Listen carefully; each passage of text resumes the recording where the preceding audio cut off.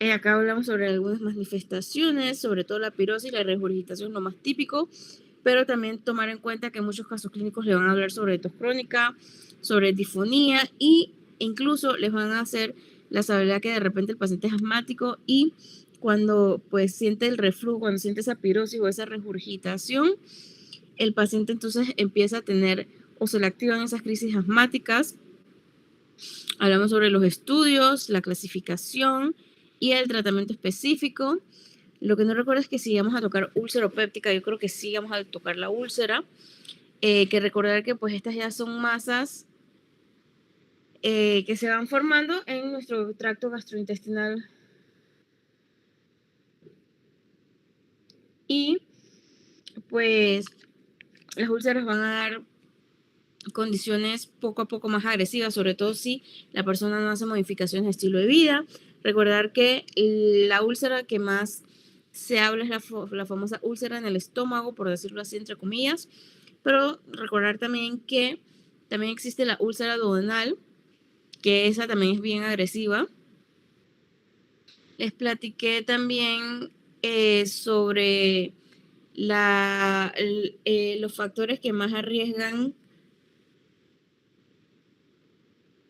los factores que más fastidian o que más afectan la úlcera o que pueden llevarte a tener una úlcera, sobre todo el Helicobacter pylori y el AINES, porque muchas personas hablan mucho sobre el Helicobacter pylori, pero no todas, o muy pocas más bien, son las que de verdad van a buscar ayuda médica para el tratamiento ideal para erradicar la helicobacter clase que pues, incluyendo Panamá, la gente toma de una manera muy descontrolada los antiinflamatorios no esteroideos y pues que tomar en cuenta que las úlceras se pueden perforar, se pueden romper, pueden sangrar y eso pues es una emergencia médica, ese sangrado. Acá les Profe, resalté, perdón, sí, una ajá. pregunta. ¿Cuánto tiempo toma para que una persona que consuma AINES se le forme una úlcera? O sea, ¿por cuánto tiempo tiene que estar tomando AINES para que se le forme la úlcera? Va a depender mucho de los factores de riesgo que la persona tenga y va a depender bastante de cuál es la intensidad con que la persona, primero si tiene un factor de riesgo o si tiene varios factores de riesgo de base o si ya sufre alguna enfermedad crónica. Y lo otro es que la continuidad de que toma ese AINES. Realmente va a variar. Algunas personas, si es una persona que toma de manera crónica, realmente puede tardar de repente un año. Hay personas que demoran años varios años, 5 años en formarse la úlcera. Hay personas que tienen enfermedades crónicas, por ejemplo, osteoporosis, por ejemplo, los abuelitos sufren mucho se quejan mucho de dolor ciático y demás.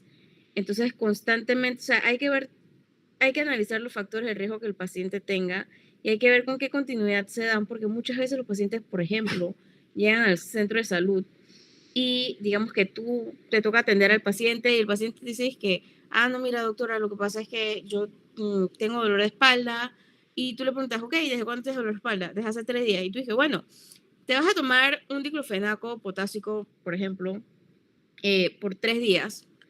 Y el paciente dice, ok, pero lo que no te dice es que después de 3 días vuelve a otro centro de salud o vuelve a tu mismo centro de salud, pero no, ya no lo atiendes tú, sino lo atiende otro colega.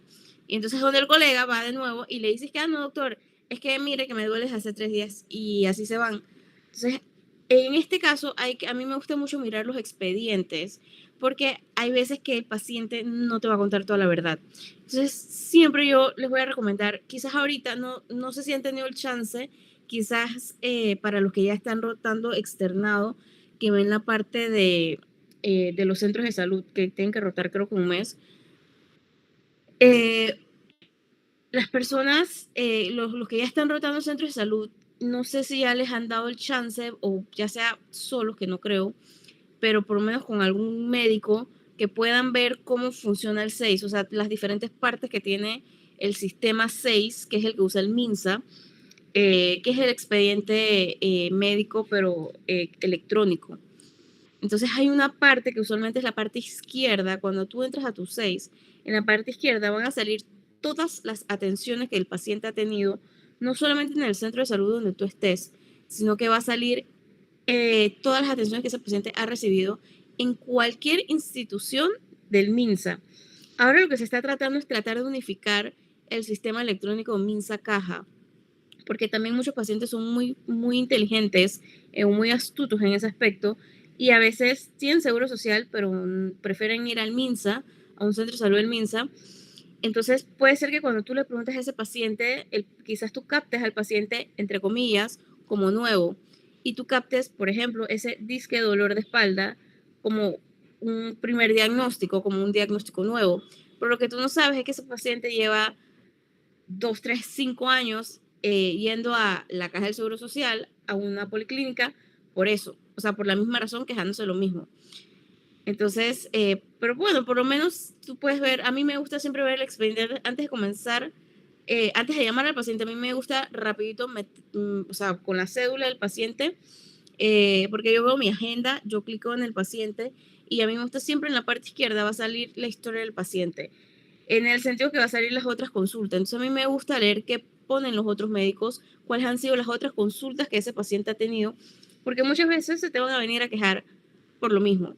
Y tú puedes ver el tratamiento, porque también hay una parte de tratamiento en el 6.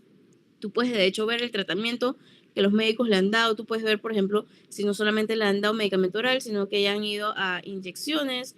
Puedes ver si, por ejemplo, lo han mandado algunas referencias, porque muchas veces, a veces se manda de repente referencias a ortopedia o a veces se mandan referencias a fisioterapia y hay veces que el paciente va, hay veces que el paciente no va. Entonces, todas esas cosas a mí me gusta leerlas antes de llamar al paciente, porque muchas veces al paciente yo le tengo que decir, mira, no te puedo dar más antiinflamatorios. Hay mucha gente en Panamá, sobre todo con dolores crónicos de cualquier tipo, vienen pidiendo antiinflamatorios y dicen, es que el acetaminofén no me sirve para nada, deme ibuprofeno o deme diclofenaco o deme un medicamento mucho más fuerte. Entonces, si de base tú no ves el expediente, no ves como que las otras consultas, hay veces que el paciente no te va a decir que ya ha venido anteriormente. Entonces, realmente un tiempo per se para que salga una úlcera es que va a depender incluso de la genética de la persona, va a depender qué tantos antiinflamatorios, porque ok, yo te puedo decir, bueno, mira, que yo a mí me tocó tomar antiinflamatorios por 21 días seguidos, pero es que yo tuve una fractura grave y ortopedia me estaba viendo. Digamos, ese es un caso. O puede ser que yo estuve tomando antiinflamatorios por 7 días por X motivo. O te puedo decir, es que yo estuve tomando antiinflamatorios por un mes porque mi vecina me dijo que tenía que hacer eso. Entonces, no es lo mismo que una persona sana te tome por 10 días antiinflamatorio, por ejemplo, a que una persona con otras comorbilidades o que yo tenga una vida desenfrenada totalmente y que yo le meta durísimo al alcohol todos los días y que yo fume y que yo consuma drogas. O sea, depende mucho de los factores que intervienen con el paciente día a día. Pero usualmente la úlcera péptica sale a partir de varios años, usualmente aproximadamente 5 años. Pero ya te digo, puede salir un poco antes, puede salir un poco después, dependiendo del estilo de vida del paciente, dependiendo eh, de, de las comorbilidades que tenga el paciente. Y muchas veces también depende de que si el paciente se va a ver o no, porque hay otros pacientes que no se van a ver, que piensan que simplemente, entre comillas, tienen una gastritis y dicen, es que me duele mucho el estómago, es que todo me da acidez. Entonces, siempre siento que la comida se me revuelve y empiezan a pensar de que, es que eso es normal en mí, mira que yo tengo eso desde hace 5 años atrás. Y después le preguntas, pero ¿has visto un médico? No, hombre, es que eso es porque ya yo estoy viejo, porque ya estoy vieja. Y entonces cuando vas a ver que finalmente el paciente ya no aguanta más y finalmente va a buscar atención, usualmente va a venir con una sintomatología mucho más severa, ya sea al centro de salud, a la policlínica o al hospital, y cuando finalmente entonces le hacen una endoscopía, notan la úlcera y de a milagro si no está rota, porque si está rota, obviamente los signos vitales se van a venir al piso, pero ya van a ser sintomatología muchísimo más severa. Entonces el paciente ya viene gravísimo, pero sí, aproximadamente la literatura te va a hablar de unos 5 años, pero ojo, no es lo mismo para todo el mundo, no es lo mismo. Siempre toma en cuenta las comorbilidades y el estilo de vida del paciente, ¿ok? Listo, profe, gracias. Déjame volver a abrir acá. Aquí les había recalcado una cosita de la úlcera péptica que sí, usualmente la úlcera péptica está muy vinculada a lo que es el reflujo. ¿Por qué? Porque vas a tener sintomatología muy parecida, que te duele, te molesta el estómago, que tienes acidez, que tienes reflujo. Entonces mucha gente, como acabo de decir, confunde de que se me devuelve la comida, que todo me cae mal, pero ya cuando empieza vómitos con sangre, ya empieza melena, que el paciente o la paciente se queja constantemente que por todo y por nada, a pesar de no hacer mucha actividad en su día a día, se encuentra muy cansado, o que come muy poquita comida y ya queda llenísimo y obviamente no come lo suficiente o va a perder peso. Así que acá les pongo que no todo es una gastroenteritis. Muchas veces nosotros vamos disquetados. Bueno, es una gastroenteritis, no mandamos ninguna prueba, no mandamos pruebas de Helicobacter, o sea, no mandamos nada y nos vamos de que, bueno, tómate un gastrigel o la típica, tómate un omeprazol. Y el paciente va a venir, quizás se le alivie por unos días, pero el paciente va a volver a recurrir y va de repente a pedir otro médico, etcétera. Entonces, ya sea porque le molesta el estómago o ya sea por cualquier otra molestia, pero casi siempre lo que los casos clínicos resaltan es que es por temas de o que consumieron mucho tiempo AINES o que tienen la Helicobacter pylori positiva. O sea, eso es algo, siempre es como un red flag que el caso clínico te va a resaltar, te va a decir. Y bueno, acá les puse el tratamiento, recordar siempre que el estilo de vida es lo mejor. Y bueno, el tratamiento realmente va a ser según la causa de la úlcera, o sea, ¿por qué le sale una úlcera? Y bueno, creo que no habíamos llegado, o creo que esto fue lo último que hablamos de la enfermedad diarreica aguda, que siempre es importante recordar que para que tú digas que tú tienes diarrea, o para que un paciente te diga que tiene diarrea, tú le tienes que preguntar al paciente qué es diarrea para ti. Porque el paciente probablemente te grite en la cara y que cómo tú no vas a saber qué es diarrea, doctora o doctor. Y tú le tienes que decir, no, yo quiero que me diga, según usted, qué es diarrea. Entonces, diarrea es obligatoriamente tiene que ser una evacuación diarreica más de 3 veces al día, ¿ok? Y menor de 14 días, porque mayor de 14 días ya ya se considera crónica, ¿ok? Ahora, una cosita antes de seguir con la diarrea, algo se me olvidó decirle con las úlceras pépticas, es que cuando una persona, si ustedes le mandan las pruebas para el Helicobacter pylori, si la Helicobacter pylori sale positiva, el tratamiento médico suele ser de 4 a 6 semanas, ¿ok? O sea que le tienen que decir al paciente que esto va a ser algo que no se va a curar fácilmente. Una úlcera es algo que no te puedo poner una varita mágica, no te puedo dar un acetaminofén con acetaminofén o con una gastrigel, se te va a liberar el dolor. Entonces tú tienes que explicarle a tu paciente, obviamente según la causa, como les había dicho, y mejorando el estilo de vida, tú tienes que decirle al paciente que esto va a ser algo que se va a ir mejorando poquito a poquito, pero que necesitas el apoyo, necesitas el apoyo de él o de ella, de tu paciente para que esto, o sea, pueda tener una buena solución. Creo que esto tengo como un flashback de que sí les había mostrado que en la enfermedad diarreica, acuérdense que mayores 14 días es crónica, menor de 14 días es aguda y obligatoriamente tiene que ser más de 3 deposiciones al día, ¿ok? Y pueden ser líquidas o semilíquidas, es decir, que puede ser tipo pastosa también, porque mucha gente cuando piensa en diarrea piensa que es que va a salir un chorro de agua ahí como pupú y no, o sea, tener que no los veo cuando dicen algo. No sé si es que alguien se conecta o sí. Ajá, Yada, te levantaste la mano. Sí, doctora, es que yo tengo Cuéntame. una pregunta. Sí. Cuando el paciente tiene diarrea, o sea, evacuaciones de consistencia diferente a la normal, una vez al día, ¿se considera diarrea? No, tiene que ser, por definición, por literatura, tiene que ser 3 mínimo. 3 deposiciones mínimos al día. ¿Ok? Y tiene que ser de pastosa a líquida. ¿Ok? Gracias. Ujú. Igual, péguenme el grito porque ya saben, cuando abro acá grande no los puedo ver. Ok, entonces, en la infección, en la enfermedad diarreica aguda, puedes tener una causa infecciosa o puedes tener una causa no infecciosa, ¿ok?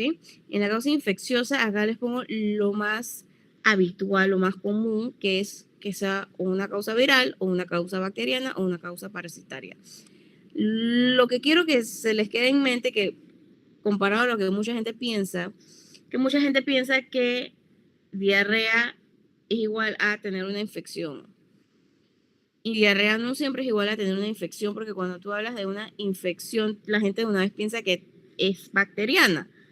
No todas las infecciones son bacterianas. De hecho, la literatura habla que la mayoría de las infecciones son virales, no son bacterianas. Y esto es algo mega importante que tú le tienes que explicar a tu paciente, porque muchos pacientes, por alguna razón, ya sea por lo que han escuchado, porque por lo que otras personas le hayan dicho, los pacientes, si tú no le das antibióticos, los pacientes van a pensar que tú no sirves para nada. Pero tú tienes que explicarle a tu paciente cuándo tú sí das antibiótico y cuándo no das antibiótico. Tú no vas a dar antibióticos si tú no tienes evidencia de que es, o por lo menos una impresión diagnóstico de que sea algo bacteriano. ¿Por qué? Porque si no es bacteriano y tú le das antibiótico, primero que ese patógeno se va a reír de del antibiótico. Literalmente se va a reír. No, el antibiótico no va a servir para nada. Quizás psicológicamente el paciente se sienta bien porque él cree que, bueno, que el antibiótico es el santo remedio, pero la verdad es que fisiopatológicamente hablando, el antibiótico no le va a hacer ni cosquillas a un virus ni a un parásito, porque los antibióticos son pues para bacterias. Entonces, lo ideal sería hacer pruebas necesarias para poder dar con la causa específica. Entonces, puedes empezar con algo tan sencillo como un hemograma.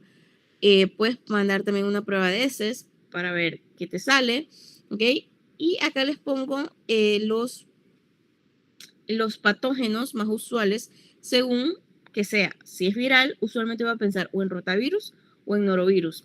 Si es bacteriano, lo primerito que te tiene que venir a la mente es la E. coli.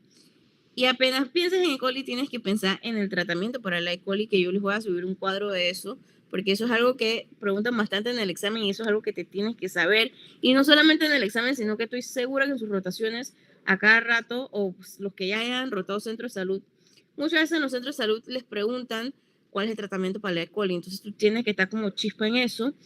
Y no, siempre, no todo va a ser coli, a veces puede ser salmonella, a veces puede ser shigella.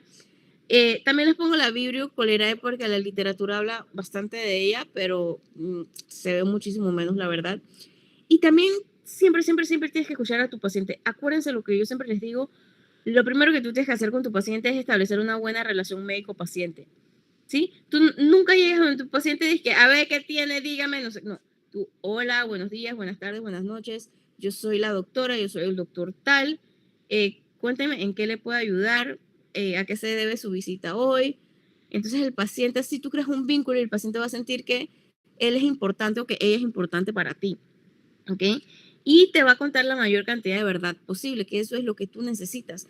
Porque aunque usted no lo crea, aunque ahorita mismo ustedes piensen que el paciente no va a venir a las 3 de la mañana a echarme un cuento que sea mentira.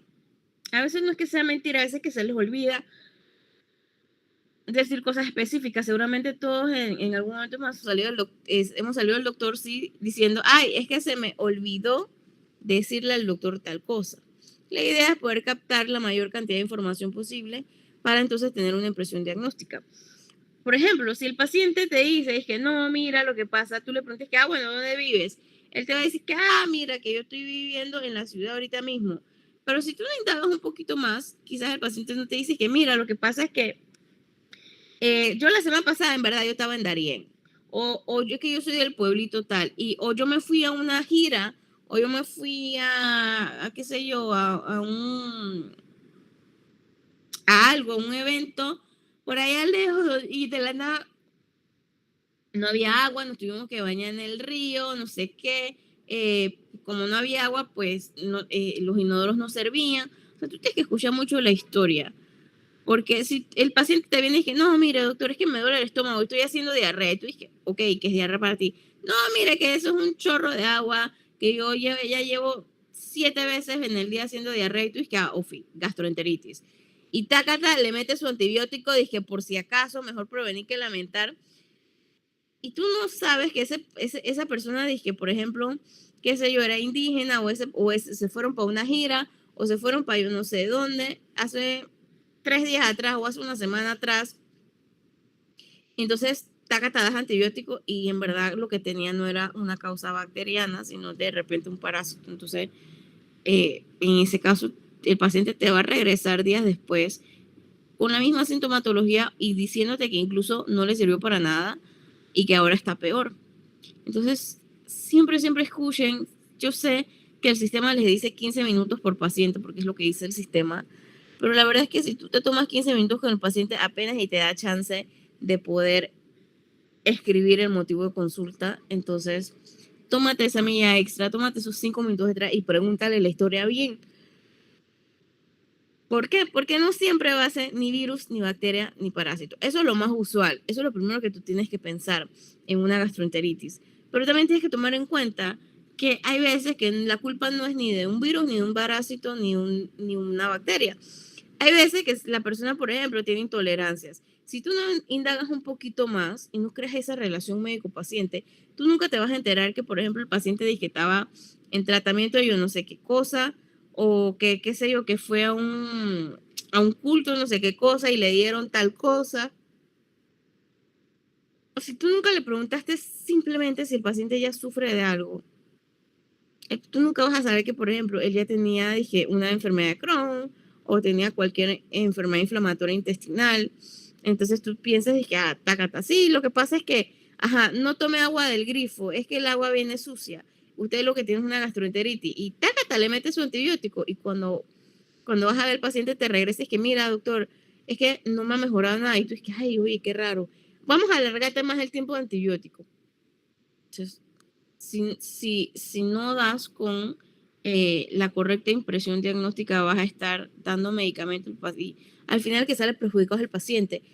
Y si quizás tú con las personas que viven lejos, las personas que no conoces o que no son importantes para ti, que van a ser la mayoría de tus pacientes, tú vas a decir que, o sea, como que bueno, yo hice lo que pude, pero yo quiero que tú te pongas a pensar si esa persona fuera tu mamá, si esa persona fuera tu hermana, si esa persona fuera un familiar que tú amas, si a ti te gustaría que quien sea que lo atienda sea como whatever, como que ten tus medicamentos y ya. Entonces, seguramente tú quisieras una buena atención. Realmente nadie va a ir a buscar atención por molestar. Hay veces que ni siquiera los pacientes se saben explicar bien. Y ni hablar si te toca un paciente que no habla el mismo idioma que tú, ¿ok? O no tiene el mismo nivel cognitivo que tú. Entonces, siempre en temas de gastroenteritis o enfermedades que puedan involucrar una diarrea aguda, por favor no piensen solamente en que todo es bacteriano. Ya acabamos de aprender que no todo es infeccioso. Infeccioso sí, puede ser virus, bacteria, parásito. Ojo, lo más usual es virus. Y hay que explicarle al paciente que los virus no se mueren de un día para otro. ¿Sí? Los virus se replican a miles de copias, por lo que hay que mejorar el estilo de vida, hay que tratar de no consumir agua del grifo, por ejemplo, o del río. Hay que ser más higiénicos. Y que va a tardar un par de días. Con cualquier causa va a tardar un par de días, porque muchas veces los pacientes creen que al día siguiente, con tu remedio mágico, ya se van a sanar al 100%, y eso muchas veces es casi que imposible. Creo que esto también se los había comentado la fisiopatología, no sé, tengo como un flashback de ahí. La clasificación de la diarrea aguda puede ser acuosa, disentérica. Disentérica es que hay sangre y hay moco. Y ya pues la persistente ya estamos pensando en algo más crónico, que es más de 14 días. Creo que esto también se los había comentado, los signos de alarma. Lo más importante aquí es qué tan estable, hablando respecto a los signos vitales, qué tan estable está tu paciente o qué tan grave está tu paciente. Para eso tú vas a medir signos de deshidratación. Acá les pongo que el paciente va a estar sumamente débil, va a estar letárgico, los ojotes, tú vas a ver que van a estar como si le hubieran metido un puñete en los ojos, lo van a tener los ojos hundidos. El llenado capilar va a ser súper lento, que tú haces la prueba ahí en la uñita. Va a tener fiebre constantemente, puede tener heces, puede tener vómitos con sangre. Y ya saben que la población es susceptible, niños y ancianos. Tienes que tomar en cuenta qué tan grave está tu paciente deshidratado, y el tratamiento siempre debe empezar con hidratar a tu paciente. ¿Por qué? Porque en la diarrea tú pierdes agua, y no solamente vas a perder agua, sino que también vas a perder electrolitos, sobre todo sodio y potasio. Creo que la apendicitis, no sé si vamos a hablar de la apendicitis. La apendicitis es una de las enfermedades que es bastante común en el día a día. La apendicitis es literalmente un apéndice, es una colita del intestino, y esta colita en cualquier momento se puede obstruir. Y acá les pongo una imagen que al obstruirse ella se va a ir inflamando. Y no solamente se va a inflamar, sino que hay veces que las bacterias pueden llegar a colonizar esa área y crear una sepsis, ¿ok? Y si pues no se trata a tiempo, eso va a ir evolucionando peor, y en el peor de los casos, eso se va a ir a comenzar a necrotizar, ¿ok? Y a veces se necrotiza tanto que se comienza a perforar y eso comienza a sangrar y es un desastre, ¿ok? Una vez que un paciente empieza a tener sintomatología de apendicitis, que es la inflamación del apéndice, una vez que el paciente comienza con sintomatología, lo que realmente hay que hacer es entrar al quirófano y quitar esa apendicitis. No hay gastrigel, no hay antiinflamatorio, no hay medicamento para el dolor que te aguante, entre comillas, el dolor de la apendicitis, para que todavía, entre comillas, no se tenga que operar. O sea, esa es una operación que sí o sí hay que operar para ya, para ayer. Porque eso no se va a complicar y pues pone en riesgo la vida del paciente. Entonces, recordar que en la apendicitis siempre le tienes que preguntar al paciente, cuando un paciente te venga diciéndote, doctor, doctora, me duele el estómago, lo primero que le tienes que preguntar a tu paciente es, enséñame con un dedo exactamente en qué punto de tu abdomen te duele. Tú divides tu abdomen en 9 pedazos y le dices a tu paciente, ok, muéstrame con un dedo exactamente dónde te duele. Y le vas a decir al paciente, ok, vas a empezar a hacer su examen físico dependiendo, si te dice, por ejemplo, que le duele fosa ilíaca derecha, tú no vas a empezar por fosa ilíaca derecha, tú vas a empezar contralateral. ¿Por qué? Porque donde el paciente te dice que le duele, ese va a ser el último lugar que tú vas a tocar, ok, el último. ¿Por qué el último? Porque primero tú necesitas saber si hay un dolor enmascarado, o sea que de repente el paciente cree que nada más le duele fosa ilíaca derecha, pero cuando empiezas a palpar en otros lados, el paciente se da cuenta que, uy, también me duele en esta otra sección, por ejemplo. Y también están los otros pacientes que no tienen nada y quieren una incapacidad y empiezan a decirte, sí, que me duele todo. O pueden incluso haber condiciones médicas en donde el paciente de verdad le duele todo el abdomen. Entonces lo ideal es que empezar a palpar primero superficial, luego profundo, contralateral a donde el paciente te diga que le duele. ¿Ok? En respecto a la apendicitis tiene un movimiento característico en el abdomen, que es que realmente te va a empezar en epigastrio, como una molestia, como un ardor, como si fuera casi que reflujo, fuera como una leve pirosis.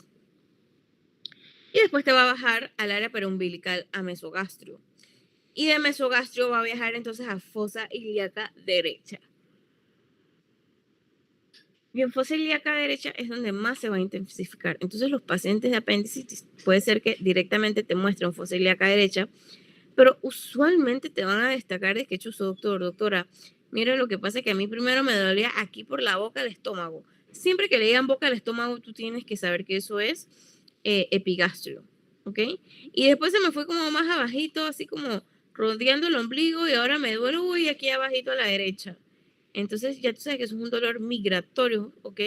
Y que el dolor ese perumbilical está refiriéndose al paciente que es un dolor visceral, o sea, orgánico como tal. Y ya cuando le llega a doler la fosa ilíaca derecha, tú dices que chuzo, es un dolor full somático. Es un dolor que está constantemente en ese movimiento, o sea, que pasa por varias fases de movimiento. Eso es algo característico. No es como que, ay, bueno, tómate un acetaminofén para que no te duele. Ay, tómate un omeprazol. Ay, tómate una gastrigel. No. O sea, una apendicitis es algo que no puede esperar, que por mínimo habría que hacer un ultrasonido. Por mínimo hay que hacer un ultrasonido para ver cómo está ese apéndice. ¿Ok? Hay otras clínicas donde el paciente incluso empieza a vomitar y ya las náuseas son terribles, así como si mínimo estuvieran en alta mar y pueden comenzar a hacer fiebre también. Creo que también les había dicho que yo les quiero subir, no se los subir, les quiero subir los videos de estos signos para que cuando ustedes están haciendo examen físico, a los que están rotando externado, aprovechen a los pacientes que les permiten tocar, ¿ok? Aprovechen a los pacientes que el doctor o doctora con quien usted esté rotando les permita examinar a sus pacientes y realmente traten, yo les voy a subir una hojita, me imagino que ya la tendrán, pero yo les voy a subir una hojita de historia clínica para ustedes. Eso no les voy a mandar ninguna tarea ni nada. Eso no tiene que ver tanto con el examen de certificación, pero para ustedes, ¿para qué? Para que tú vayas llevando un orden de todas las cosas. Quiero que pienses que todas las cosas que tú podrías preguntar en la parte interrogatorio y que tú podrías explorar en la parte de examen físico. ¿Por qué? Porque en medicina, si tú no te la sabes y no la has estudiado, no la vas a pensar. Y si no la piensas, no la vas a buscar. Y si no la buscas, quizás no la vayas a encontrar. No siempre porque no esté un hallazgo clínico, sino porque pues tú no sabes cómo buscar ese hallazgo clínico. Entonces, sí, creo que el más típico de abdomen es el famoso signo de McBurney positivo. Pero existen otros signos que yo también quiero que evalúen porque hay situaciones en donde quizás parezca apéndice, pero no siempre es apéndice. ¿Ok? Puede ser, por ejemplo, una torsión ovárica. ¿Ok? Entonces, es importante la historia, los detalles, esos pequeñitos que el paciente te dice que tienen o no tienen. Así que su buena historia clínica, yo sí les quiero subir eso, pues para ustedes, para cuando sé que los externados creo que tienen que presentar, si mal no recuerdo, un caso clínico final de externado, que muchas veces la universidad me pide ayuda para evaluar eso. Pero sí, yo les voy a subir el formato de historia clínica y examen físico. Ahora, ese no es el formato, o sea, no existe un formato único de historia clínica. Cada hospital o cada centro de salud o cada identidad pública o privada va a tener como que ciertas pequeñas variaciones, pero lo que yo les voy a subir es básicamente eso, para que, más que nada, para que vayan practicando y vayan mejorando, vayan puliendo el tema de la historia clínica, porque muchas veces preguntamos muy general y no preguntamos cositas más específicas que de repente sí son importantes, ¿ok? Y otra cosita que en la apendicitis van a tener los leucocitos volando junto a los neutrófilos y la PCR también va a estar volando, ¿ok? En respecto a la apendicitis, siempre yo voy a decirles que mínimo un ultrasonido. ¿Por qué? Porque un ultrasonido es lo que sueles tener a mano, no es tan costoso. A veces incluso algunos centros de salud policlínicas cuentan con ultrasonido y como les digo, no es tan costoso, o sea que el paciente puede costearlo en caso tal pues que no haya en la clínica y viven un poco más lejos. Pero la verdad es que lo ideal, el gold standard que se debería mandar si nuestro sistema de salud estuviera un poquito mejor, es el tema de la tomografía. Realmente una tomografía abdominal es el gold standard para detectar o diagnosticar correctamente y completamente una apendicitis. Realmente, pero bueno, el ultrasonido muchas veces lo tenemos en la mano, así que bastante útil. Realmente los ultrasonidos yo me los, no yo, sino que la literatura lo reserva mucho más para niños y embarazadas. ¿Por qué? Porque son menos expuestos a estos rayos y que al ser menos expuestos pues tienen menos probabilidad de que sus células buenas del cuerpo benignas vayan a interaccionar con una alteración orgánica que esté pasando en el cuerpo del paciente. Creo que no recuerdo si esto se los llega a decir, pero hay una escala que utiliza cirugía, que es la de Mentrels, que literalmente es una mnemotecnia en donde pones Mentrels pero vertical y M pues migración del dolor, A de anorexia, N de náuseas y vómitos, T de dolor, específicamente donde más va a resaltar el dolor del paciente va a ser en fosa ilíaca derecha, el rebote va a ser positivo, el paciente va a comenzar a tener fiebre, o sea, temperatura arriba de 38, por ende que va a haber leucocitosis y el paciente poco a poco eso va a ir evolucionando, por va a ir a un punto que el paciente no soporta más el dolor, ¿ok? Yo no recuerdo si yo les conté la historia de una anécdota que una vez yo fui a una gira y 2 días antes una paciente jovencita, como de 18 años, acaba de parir y fue parto en casa, asistido por una partera chamán ahí del grupo indígena y la paciente se empezó a quejar de que tenía sangrado y que tenía un dolor insoportable en el abdomen y pues lo que el chamán decidió fue hacer rituales y demás y decirle que eso era normal porque acababa de parir, que tenía que relajarse, que no sé qué. Y cuando vino hacia nosotros para recibir atención en la gira, la muchachita se desmayó.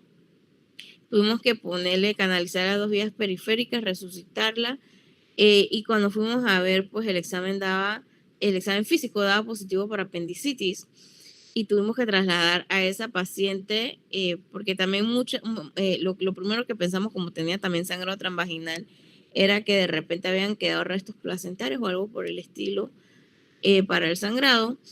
Pero bueno, esa paciente al final se tuvo que trasladar y cuando llegó al Santo Tomás, porque estábamos en un área de difícil acceso, que fue como unas, qué sé yo, 6 horas después, cuando llega al Santo Tomás, entonces el Santo Tomás se da cuenta que es no solamente una apendicitis, sino que era una apendicitis perforada. O sea, imagínate que la paciente obviamente se desmayó porque sus signos vitales estaban por el piso, eso estaba harto en sepsis, o sea, eso fue un verdadero corre-corre y yo nada más me pregunto qué chuzó. La vida es tan perfecta que, wow, ¿qué hubiese pasado con esa paciente si nosotros no hubiéramos llegado ese día? Probablemente se hubiera muerto. ¿Okay? Y otra cosa que creo que les expliqué ese día es que cuando uno va a hacer una apendicectomía, primero que puede ser abierta o cerrada, puede ser laparoscópica o abierta.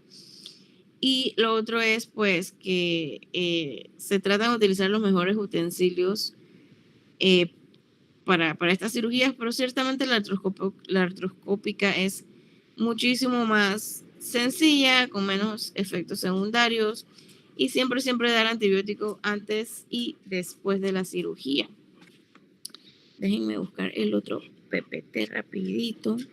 Yo creo que yo les había subido, ahorita igual voy a revisar. Me parece que yo les había subido este PPT completito. Chancecito.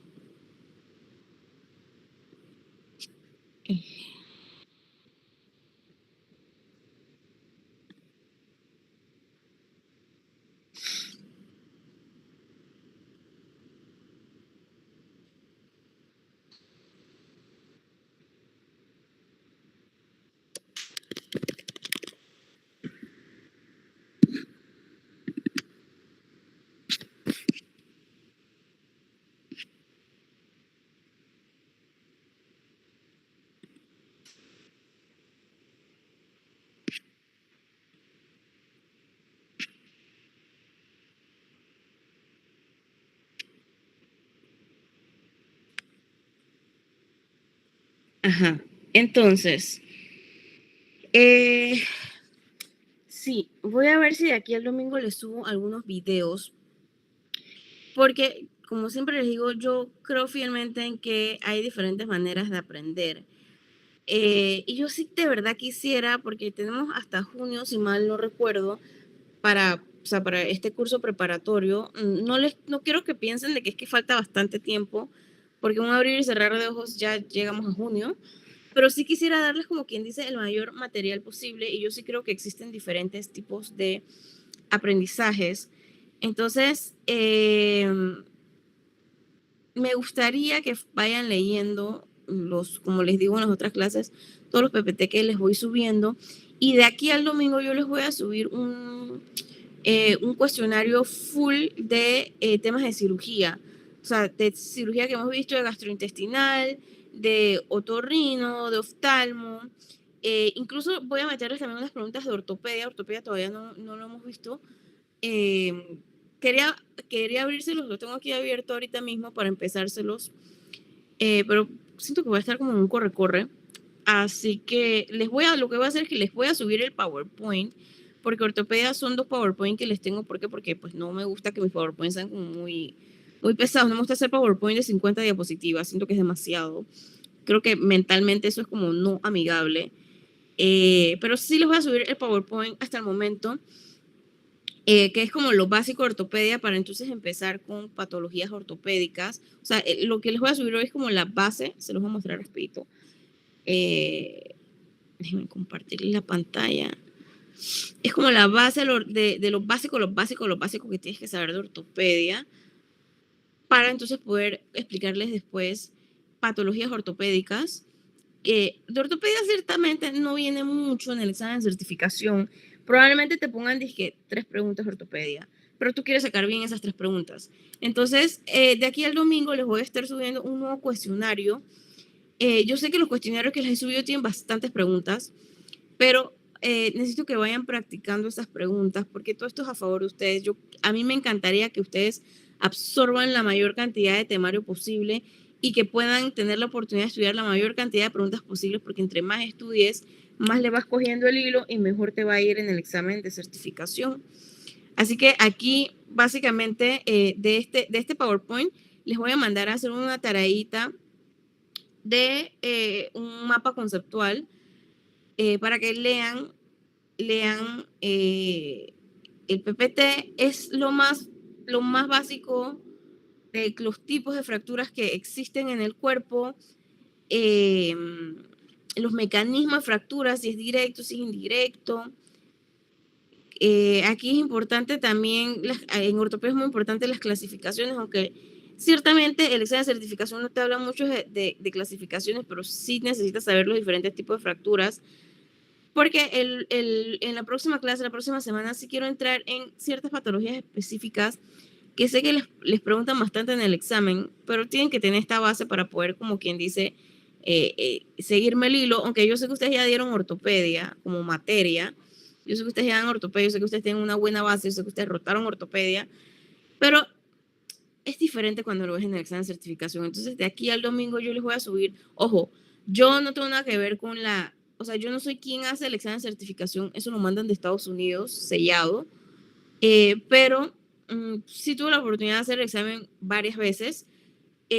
Cada vez que haces el examen quizás haya preguntas parecidas, pero realmente no considero que haya un profeta para el examen de certificación, pero creo que ayuda muchísimo. Estoy fiel creyente que ayuda muchísimo, que entre más preguntas hagas, más le vas cogiendo el hilo, más vas, como quien dice, repasando, y pues mejor te va en el examen. Así que de aquí al domingo les voy a subir otro cuestionario más y les voy a subir este PPT. Y de este PPT quiero que hagan un mapa conceptual basiquito. Si quieren pueden utilizar IA, pero la idea es que por lo menos se lean el PowerPoint, para que en la próxima clase, cuando ya hablemos de patologías ortopédicas, ustedes pues sepan de lo que yo estoy hablando. Como les digo, yo sé que ustedes tienen una buena base, yo sé que ustedes tienen un gran potencial, pero la idea es que cuando estés leyendo el caso clínico en tu examen, de una vez se te prende el foco y tú sepas de lo que te están hablando. ¿Ok? Así que, bueno, son las 8:23. No quiero como que estar corriendo en cuestión del tiempo, pero bueno, nuevamente decirles, hoy tuve la oportunidad de asistir a la graduación de sus colegas que se graduaron hoy, que terminaron ya la universidad. estaban muy contentos y yo quiero decirles que próximamente este momento ustedes lo van a vivir y quiero que lo disfruten, pero lastimosamente ese momento pues conlleva, si por lo menos te quieres quedar en Panamá, conlleva a que tienes que pasar el examen de certificación. No les voy a decir que corran a hacer el examen de certificación antes de graduarse, o que tengas que pasar el examen de certificación antes de graduarse, sería lo ideal, sí, pero que sepas que no pasa nada si decides seguir estudiando, porque la idea es que cuando hagas el examen trates de sacar la mejor nota posible, y que estudies lo más que puedas, que tengas una buena base y preguntas. Muchos de ustedes hay unos correos que no les he respondido, muchos de ustedes me han pedido consejos para el examen de certificación, que de dónde pueden estudiar para el examen de certificación, y yo te diría que si yo fuera tú y yo tuviera que empezar a estudiar para ese examen desde cero, yo lo primero que haría es agarrar los temas que yo, Melanie Retali, que yo sé que a mí me cuestan más. O sea, por ejemplo, si yo sé que yo soy buena en temas de, por ejemplo, medicina interna, yo voy a dejar medicina interna último. Y lo otro es que también, o si yo soy buena en ortopedia, yo voy a dejar ortopedia último porque sé que soy buena en eso. No es que no le voy a dar importancia, pero voy a dar importancia a lo que sé que me cuesta más.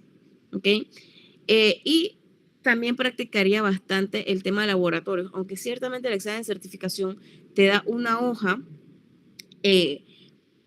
atrás y adelante con valores de infinitos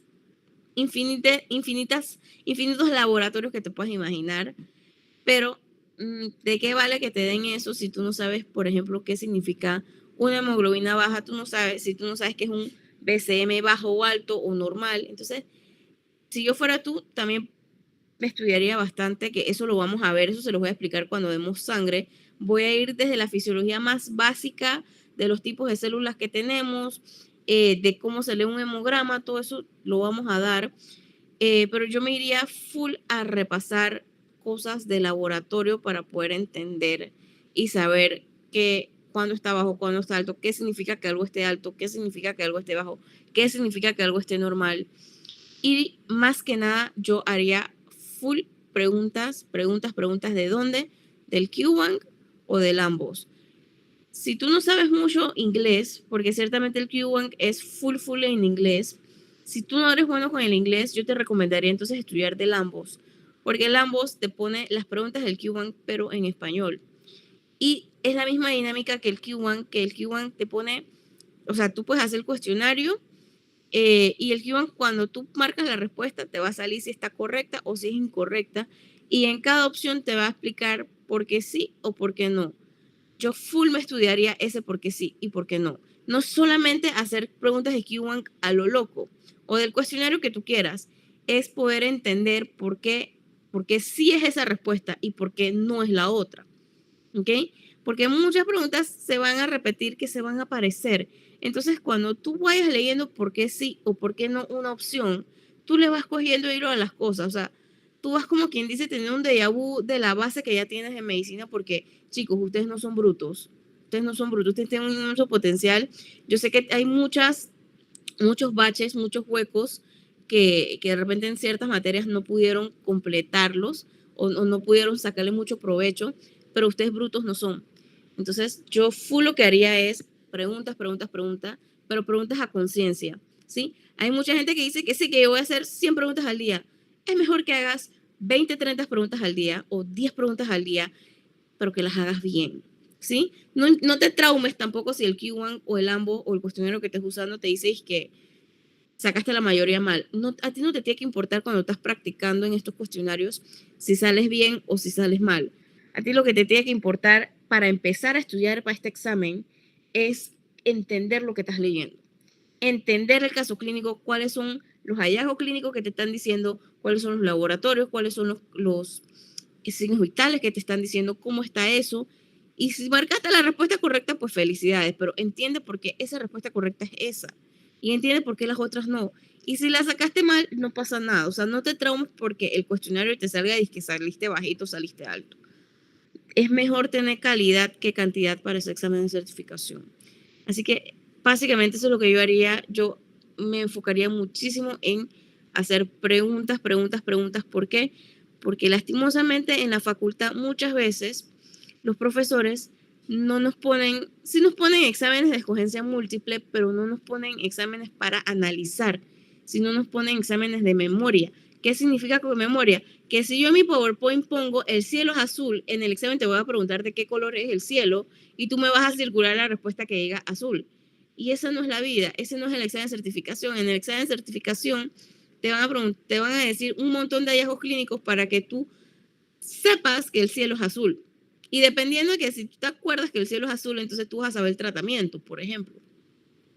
Entonces, esas son las cosas. Por eso es que yo full haría preguntas, pero de calidad, ¿ok? Así que de aquí al domingo yo les voy a estar subiendo otro cuestionario, pero lo que no quiero es que se les vaya, o sea, que vayan foldeando literalmente el curso. Necesito que lean, como les digo siempre, mis PowerPoints o los PowerPoints que ustedes quieran, de las materias que quieran, no importa. Y que practiquen preguntas. Que practiquen preguntas.